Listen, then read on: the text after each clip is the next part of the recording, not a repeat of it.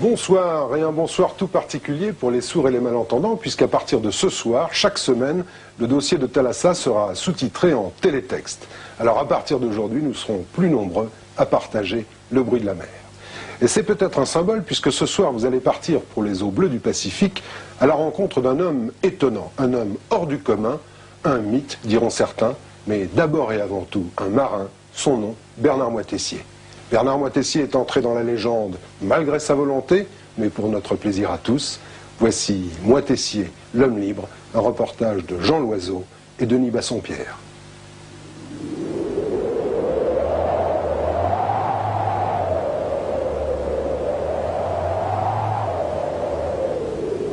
Je suis citoyen du plus beau pays au monde. Un pays aux lois dures mais simples, qui ne triche jamais, immense et sans frontières, où la vie s'écoule au présent. Dans ce pays sans limite, dans ce pays de vent, de lumière et de paix, il n'y a de grand chef que la mer.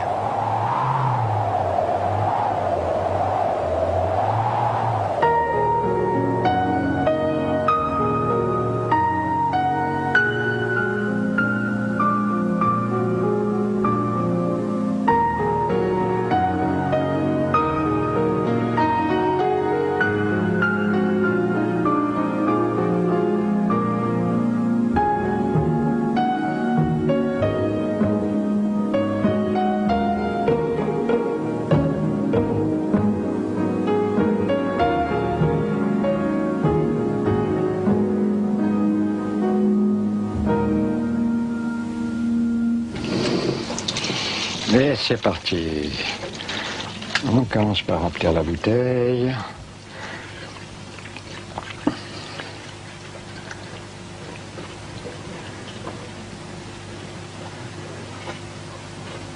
Voilà.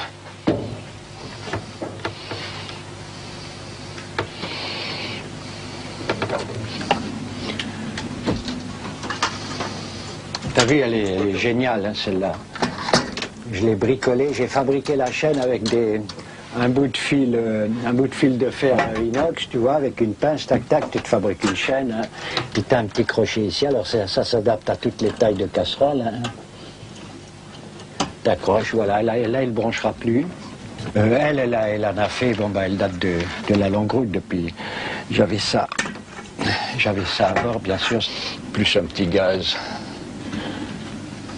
Enfin, ça m'a permis de bouffer pendant 10 mois tranquille.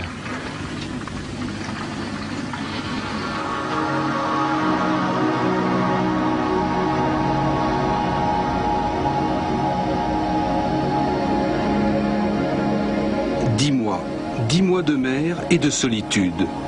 Bernard Moitessier est le héros d'un exploit maritime sans précédent qui restera légendaire. C'était il y a 25 ans. Le 22 août 1968, à Plymouth, au sud de l'Angleterre, il prend le départ de la première course autour du monde, en solitaire et sans escale. Mais pour ce marin exceptionnel, au fil des jours et des milles, la compétition va s'estomper et devenir une aventure intérieure. À bord de son bateau Josua, il va s'écarter des routes toutes tracées et faire le choix de la liberté. C'est l'histoire de la longue route qu'il racontera dans l'un des plus beaux livres de mer jamais écrits. Au départ donc, un marin qui a déjà bourlingué sur tous les océans de la planète, mais qui a encore soif. Soif de grands espaces, soif de solitude, un marin qui est un authentique oiseau du large. J'avais un tel besoin de retrouver le souffle de la haute mer. Il n'y avait que Josua et moi au monde. Le reste n'existait pas, n'avait jamais existé. On ne demande pas à une mouette apprivoisée pourquoi elle éprouve le besoin de disparaître de temps en temps vers la pleine mer. Elle y va, c'est tout. Et c'est aussi simple qu'un rayon de soleil, aussi normal que le bleu du ciel.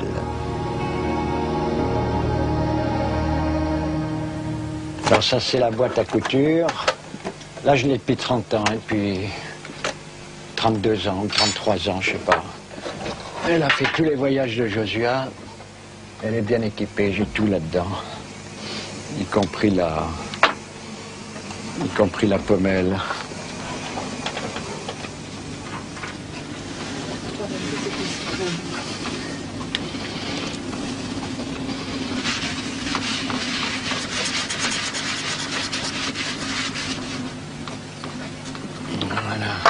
J'ai vécu 27 ans en Asie. Je suis né là-bas, je suis parti, j'avais 27 ans quand j'ai quitté l'Indochine.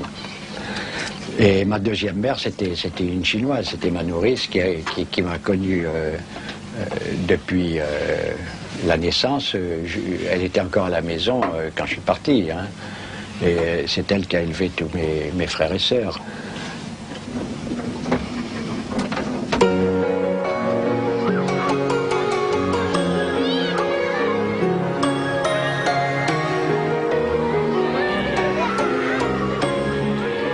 En ce temps-là, le Vietnam s'appelait l'Indochine. Bernard est né à Saigon en 1925. Il est l'aîné d'une famille de 5 enfants qui partagent leur temps entre la grande maison familiale, l'école, la piscine et les escapades dans la rue. C'est tout jeune marié que ses parents sont venus de France pour s'installer à Saigon où son père reprend une maison d'importation. Mais l'enfance de Bernard, ce sont aussi les vacances dans un village au bord du golfe de Siam. Là-bas, il apprend à vivre libre et découvre la mer, les pêcheurs et leurs jonques, les premières navigations. Son père rêve de faire de lui un chef d'entreprise, mais Bernard, lui, ne rêve que d'océan et déteste l'école. J'étais nul, oui, j'étais cancre, vraiment cancre, hein, complètement cancre. Qu'est-ce que j'ai fait de mon couteau? Tu n'as pas vu mon couteau? Ah oui, il est là. Tu n'avais pas été... Non, j'étais nul en tout, à part un tout petit peu la chimie, parce que ça m'intéressait, parce que je pouvais m'amuser à faire des pétards, des explosifs avec du chlorate de potasse, mais enfin, là, j'étais nul. Les jours succèdent aux jours, jamais monotones. Même lorsqu'ils peuvent paraître exactement semblables, ils ne le sont jamais tout à fait. Et c'est cela qui donne à la vie en mer cette dimension particulière, faite de contemplation et de relief très simple.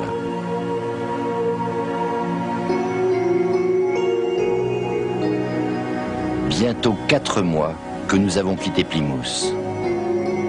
Je savais que mon voyage irait loin, mais je ne pouvais pas savoir qu'il irait peut-être plus loin, parmi les jalons impalpables de la mer et du temps.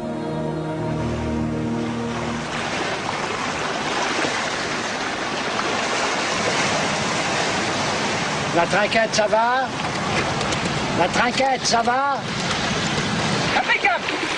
Bon, attends, on va voir si ça tient.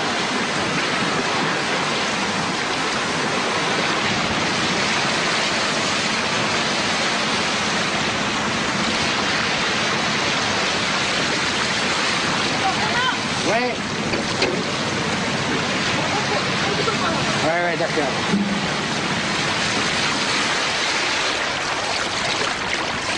Bernard n'a jamais pu vivre sans bateau. Et aujourd'hui, toujours, à 68 ans, il habite à bord de son voilier avec Véronique, sa compagne. Mais fini les longues routes sur les océans solitaires, le temps est désormais venu des navigations buissonnières dans les plus beaux lagons de Polynésie, devenus son pays d'adoption. Comme ici, dans la petite île de Taha, au cœur de l'archipel de la Société. Une vie simple, presque ascétique, en harmonie avec la nature et qui offre à Bernard ce dont il a toujours eu besoin pour vivre, la liberté et la paix, devenus les plus précieux des biens le jour où ses jeux d'enfants ont été brutalement interrompus par la guerre.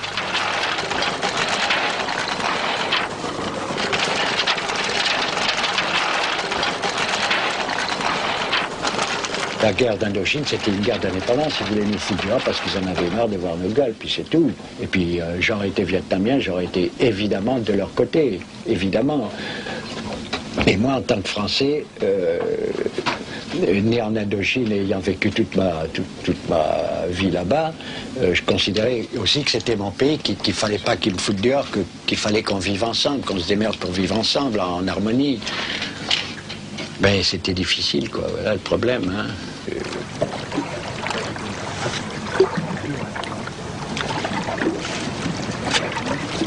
Comme ça, lâche. Installe-toi bien. C'est bien? Ouais, c'est là.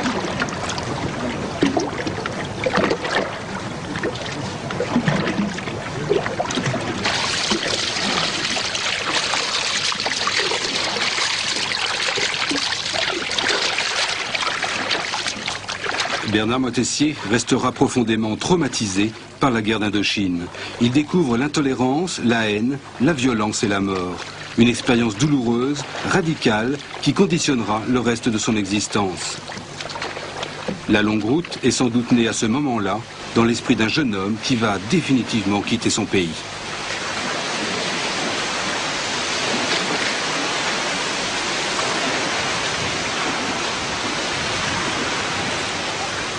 Quand il y a eu la paix, c'était l'immense liberté, le monde entier était ouvert. Allez hop. Alors il y a deux façons, hein. Soit tu prends son sac à dos, mais là c'est t'as continuellement des ennuis aux frontières, et puis tu sais jamais où tu vas pioter, tu sais jamais ce que tu vas bouffer. Bon, tandis qu'avec un bateau, en plus que c'était une passion déjà le bateau, bon ben tu traînes mal ta coquille avec toi, tu vas où tu veux. Avec tes bouquins, t'as tout ce qui fait de ta vie, quoi.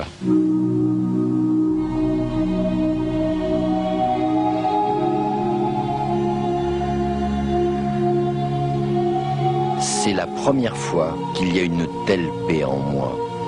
Car cette paix est devenue une certitude, une chose qu'on ne peut pas expliquer, comme la foi. Je sais que je réussirai. Et je trouve ça absolument naturel, cette certitude absolue où il n'y a ni crainte, ni orgueil, ni étonnement. Toute la mer chante, simplement, sur un octave que je ne connaissais pas encore. Et cela me remplit de ce qui est à la fois la question et la réponse.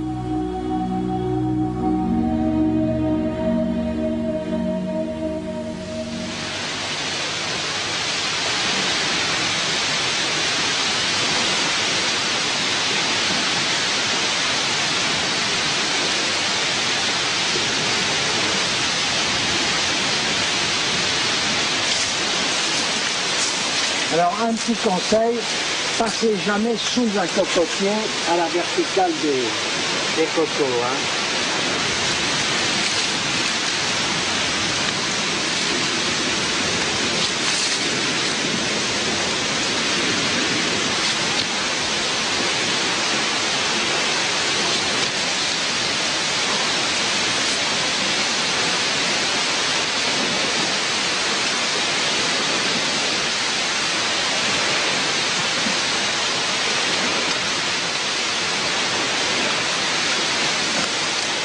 Tu vois, c'est de le faire tourner, puis tac, de le faire descendre comme une toupie pour qu'il tombe sur la pointe.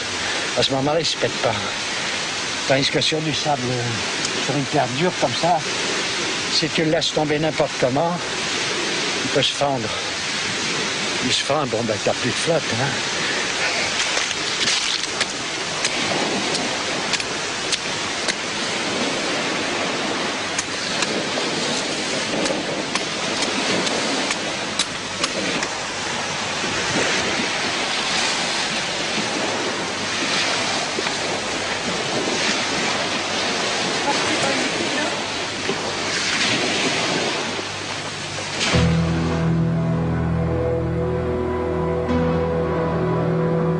Toute la vie que je contemple. Le soleil, les nuages, la mer, le temps qui passe et reste là. C'est aussi, parfois, cet autre monde devenu étranger que j'ai quitté depuis des siècles. Ce monde moderne artificiel où l'homme a été transformé en machine à gagner de l'argent pour assouvir de faux besoins, de fausses joies. Assis sur la chaise du poste de pilotage intérieur, je regarde l'eau phosphorescente à travers les hublots de la coupole qui me protège des déferlantes et m'en rapproche. Je suis presque arrivé au tournant de ma route. Je sais, depuis l'océan Indien, que je ne veux plus rentrer là-bas.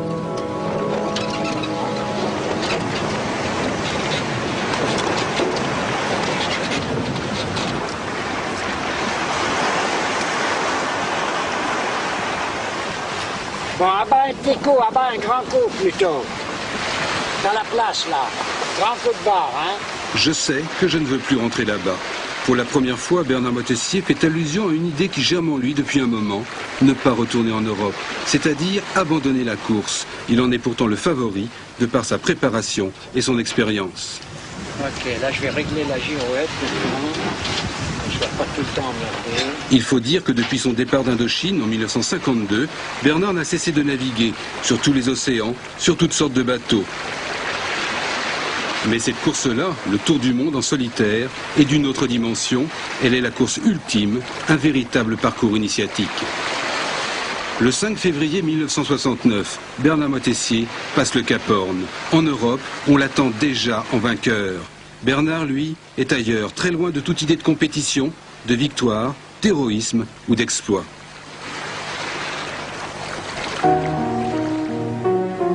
Les souvenirs de mon enfance reviennent en vagues chaudes. Je les chasse doucement, ce n'est pas le moment. Ils reviennent, s'en vont gentiment quand je leur dis de me laisser seul ce soir avec le Horn. Reviennent encore me caresser avec une tendresse infinie. Les longues courses pieds nus dans la forêt d'Indochine avec mes frères pour le miel sauvage, les piqûres d'abeilles, les chasses aux lance-pierres, la mer du golfe de Siam avec nos fines pirogues. C'est étrange, ce ciel de l'Indochine et celui du Horn, si près à se toucher.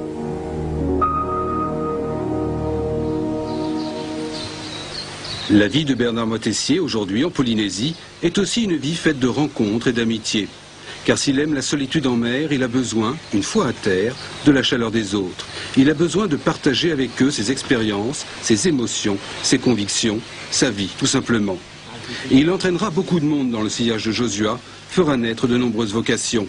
Car la suite de son histoire nous entraîne hors des sentiers battus, des pistes balisées. C'est chouette de voir tes arbres, tu vois, quand on revient après quelques temps, on voit que ça a poussé, que ça a grandi, qu'il y a des fruits qui commencent à... Il y a plein de fruits sur ton citronnier, il n'y en avait pas. Non, oui, c'est vrai. Fois.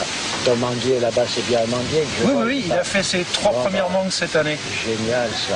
C'est un greffé que tu as pris? Oui, c'est un greffé. Bah oui, il faut faire directement du bon boulot. Moitessier aurait pu rester simplement un bon marin. Mais la décision qu'il prend un jour, seul, à bord de Josua, va faire de lui un marin mythique. Après avoir franchi le Cap Horn, il aurait dû faire route au nord pour rejoindre l'Angleterre et couper la ligne d'arrivée. Mais non, il choisit de continuer tout droit vers l'est et d'entamer un second tour du monde, un acte insensé, mais les terriens vont-ils comprendre ?